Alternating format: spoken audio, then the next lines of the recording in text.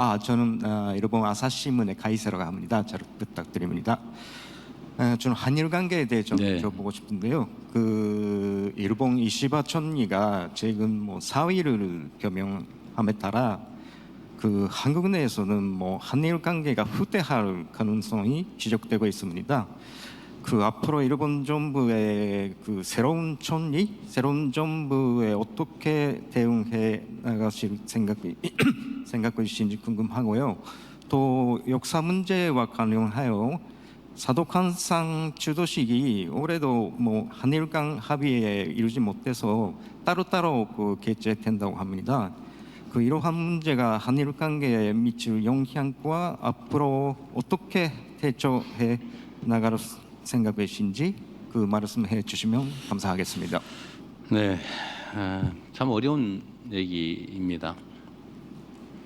한일 관계는 참 대북 관계만큼 어려운 것 같아요. 최근에는 대미 관계도 똑같이 어려운 것 같아요. 이 외교는 언제나 어려운 것 같습니다. 외교는 제가 평소에 가지고 있는 생각은 그런 건데, 우리는 보통 규칙 속에서 살잖아요. 일정한 규칙, 규범, 어쩌면 상식, 윤리 이런 속에서 살죠. 예, 그런데 국제 관계는 규칙이 사실은 없어요. 규칙이 있는 것처럼 행동하지만 필요하면 언제든지 규칙은 의미가 없게 되는 거죠. 사실은 없는 거예요. 그래서 어려운 것 같아요. 한일 관계는 저는 언제나 말씀드린 것처럼 그 상대의 대표 선수, 총리, 대통령이 누구냐 또는 그가 어떤 생각을 갖고 있냐, 그게 중요한 게 아니고, 한일 관계에서는 저는 우리가 어려우니까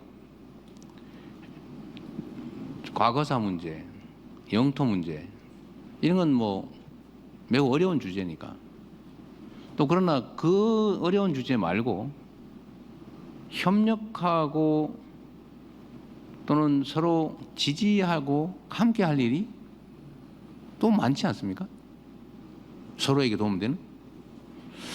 그래서 과거사 문제나 영토 문제를 외면하지는 말자. 제 입장은 그런 거죠. 외면하지 말되 그 문제하고 사회, 경제, 민간 교류 같은 좀 미래지향적인 그런 문제들은 또 그 문제대로 별도로 접근하자. 그래야 뭔가 개선이 되겠죠. 그래서 이시바 총리에 대해서도 일부 우리 국민들은 약간 비판도 있습니다만, 일단 얼굴 보고 조건 달지 말고 오시기 어려우면 제가 먼저 가고 이웃하고 친하게 지내듯이 좀 미리 엄격하게 따지지 말자. 그래서 제가 먼저 갔죠.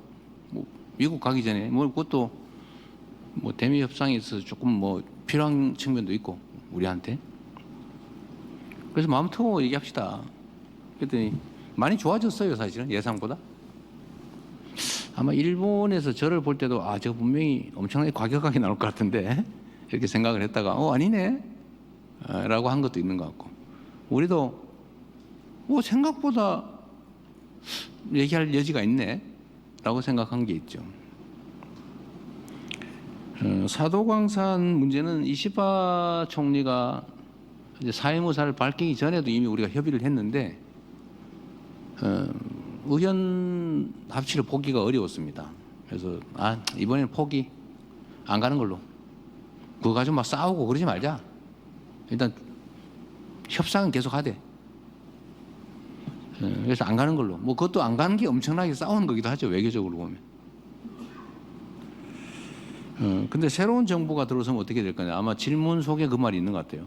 이시바보다 더 힘들걸? 이라는 게 들어있는 것 같아요. 우리도 그럴 거라고 생각해요.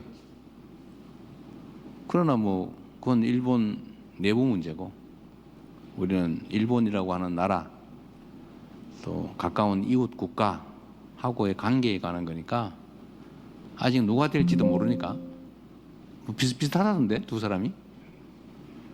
되면 또 거기에 맞춰서 우리의 기본적 원칙 투트랙 전략에 따라서 협력할 건 협력하고 따질 건 따지고 규명할 건 규명하고 그렇게 해 나가려고 합니다. 특히 저는 경제적 분야에서 전 세계 경제 질서가 근본적으로 재편되는 상황이 있기 때문에 한일 간의 경제 분야에 대한 새로운 협력들이 반드시 필요하다.